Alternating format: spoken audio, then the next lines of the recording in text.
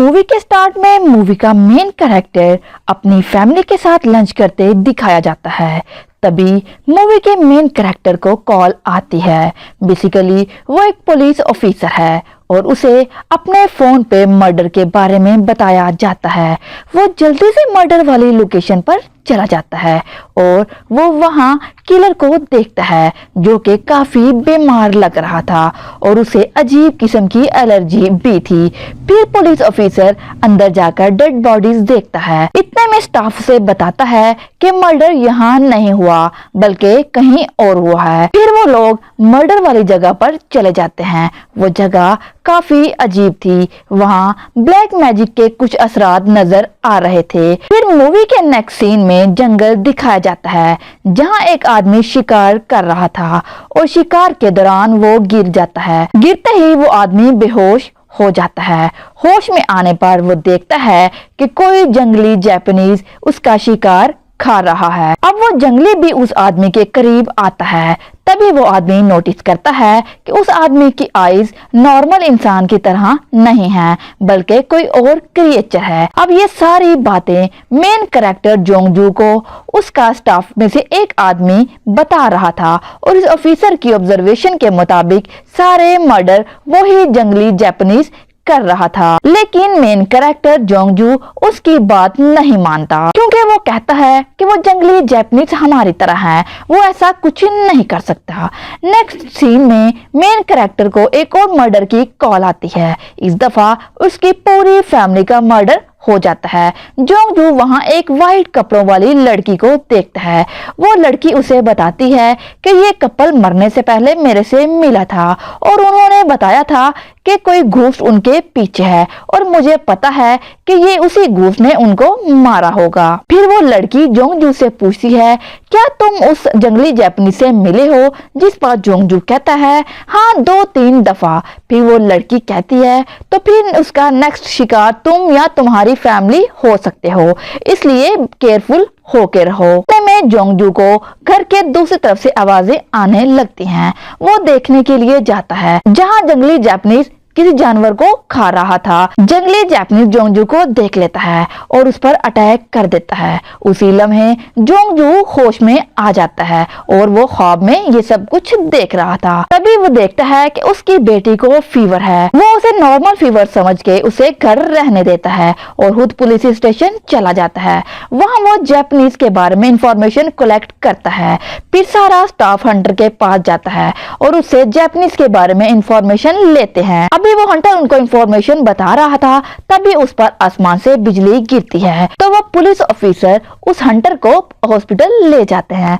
तो उसी हॉस्पिटल में उन्हें वो किलर दिखाया जाता है जिसकी हालत बहुत ही खराब हो गई थी और उसके बाद वो मर जाता है। जोंगजू जब वहां से घर आता है तो वो देखता है कि उसकी बेटी की हालत भी वैसी ही थी जैसी उस किलर की हो रही थी, लेकिन वो मरती नहीं है। पुलिस स्टेशन में उसका स्टाफ उसे एक जापानीज प्रीस्ट से मिलवाते हैं कि हमें इसकी जरूरत पड़ सकती है। जोंगजू अपने स्टाफ और उस जापानीज प्रीस्ट को लेकर उस जंगली जापानीज के घर पर चले जाते हैं। वहां उनके स्टाफ का एक आदमी बहुत सी तस्वीरें देखता है और उन तस्वीरों में वो सारे लोग थे जिनका मर्डर हो चुका था। इसके बाद जोंगजू को जंगली जापानीज नजर आता है जिसे देखकर वो सारे डर कर भाग जाते हैं और रास्ते में जोंगजू के स्टाफ का एक आदमी उसे बताता है कि इस जंगली जापानीज का नेक्स्ट शिकार तुम या तुम्हारी फैमिली हो सकते हो और वो फिर उसकी बेटी का उसको शूट दिखाता है। जिसके बाद जोंगजू घर आता है और अपनी बेटी से उस जंगली जापानीज के बारे में पूछता है जिस पर उसकी बेटी गुस्सा कर जाती है। उसके बाद जोंगजू जापानीज प्रीस्ट को जंगली जापानीज के घर लेकर जाता है। वहाँ कोई पिक्चर्स नजर नहीं आती जिसकी वजह से वो गुस्से में आकर सारी चीजें तोड़ने लगता है। इतने में जंगली जापानीज का डॉग सामने आ जाता है जिसको जोंगजू बहुत बुरी तरह से मार देता है और फिर जंगली जापानीज भी सामने आ जाता है जिस पर जोंगजू उसे कहता है कि 3 दिन के अंदर ये घर खाली कर दो, नहीं तो जिस तरह तुम्हारे डॉग को मारा है इस तरह तुम्हें भी मार दूंगा। अगले सीन में जोंगजू एक शैमन को घर लेकर आता है और वो शैमन उसे बताता है कि जो भी हालत तुम्हारी बेटी की हो रही है ये सारी उस जंगली जापानीज की वजह से हो रही है और उसे बचने के लिए एक काम करना है, या तो उस जंगली जापानीज को मार दो नहीं तो फिर मुझे एक रिचुअल परफॉर्म करने दो। जिस पर जोंगजू मान जाता है और वो शैमन अपना रिचुअल परफॉर्म करना शुरू कर देता है। अब हम मूवी में देखते हैं कि ये रिचुअल दो जगह परफॉर्म हो रहा है, एक जोंगजू के घर और दूसरा उस जंगली जापानीज के घर। शैमन जो जोंगजू के घर पर रिचुअल परफॉर्म कर रहा था वो एक डोल रेडी करता है। वो जैसे इस डोल को हिट करता है तो जोंगजू की बेटी को भी उसी तरह दर्द होता है और इसी तरह जंगली जापानीज को भी दर्द होता है। तो वो लड़की किसी तरह अपने फादर से कहकर वो रिचुअल रुकवा देती है और जोंगजू फिर उसे हॉस्पिटल ले जाता है। उसे अगले सीन में जोंगजू प्रीस्ट और अपने स्टाफ को लेकर जंगली जापानीज के घर जाता है। वहां उन्हें जंगली जापानीज नहीं मिलता, लेकिन घर की बैक साइड पे उन्हें एक ज़ॉम्बी मिलता है जिसे जोंगजू का स्टाफ मारने लगते हैं, लेकिन प्रीस्ट उन्हें मारने नहीं देता। इसी दौरान ज़ॉम्बी प्रीस्ट पर अटैक कर देता है और उसे काटते ही वो खुद मर जाता है। उसी दौरान उन्हें जंगली जापानीज भी नजर आता है। पूरा स्टाफ उसके पीछे भागता है लेकिन वो कहीं छुप जाता है। उस जंगली जापानीज के पीछे एक व्हाइट ड्रेस वाली लड़की लगी होती है और फिर वो उस जापानीज को मार देती है और उसकी डेड बॉडी जोंगजू की गाड़ी के ऊपर फेंक देती है।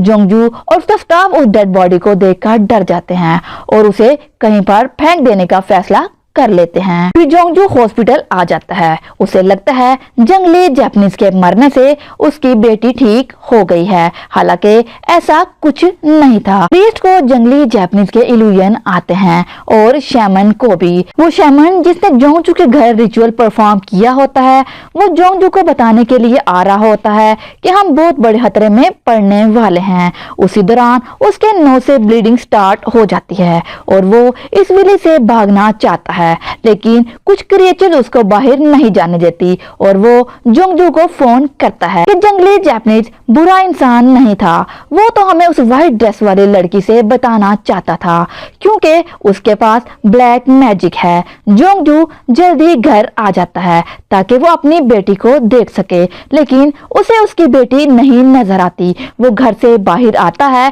तो व्हाइट ड्रेस वाली लड़की दिखाई देती है। जोंगजू उसको इग्नोर करके घर में जाने की कोशिश करता है, लेकिन वो लड़की उसे रोक लेती है और शैमन उसे कहता है कि तुम इस लड़की की बात ना मानो और वो लड़की उसे कहती है तुम घर ना जाओ, लेकिन जोंगजू लड़की को इग्नोर करके घर के अंदर चला जाता है और घर में जाने से एक काम होता है कि उसकी बेटी उसकी फैमिली को मार देती है। और दूसरी तरफ प्रीस्ट केव में जापानी से पूछता है कि तुम कौन हो, मैं तुम्हें मार दूंगा, लेकिन आहिस्ता आहिस्ता उस जंगली जापानीज का फेस चेंज हो जाता है। उसके सर पर सींग निकल आते हैं और उसकी बॉडी भी अजीब होने लगती है। इस पर वो जान जाता है कि ये ही बुरा आदमी है। अब मूवी के एंड पे हमें ये पता चलता है कि व्हाइट ड्रेस वाली लड़की अच्छी थी और उसके पास व्हाइट मैजिक था, जबकि जंगली जापानीज बुरा आदमी था और वो रिचुअल परफॉर्म करने वाला भी उस जंगली जापानीज के साथ मिला हुआ था। और साथ ही जोंगजू की बेटी एक किसी किलर की तरह बैठी दिखाई जाती है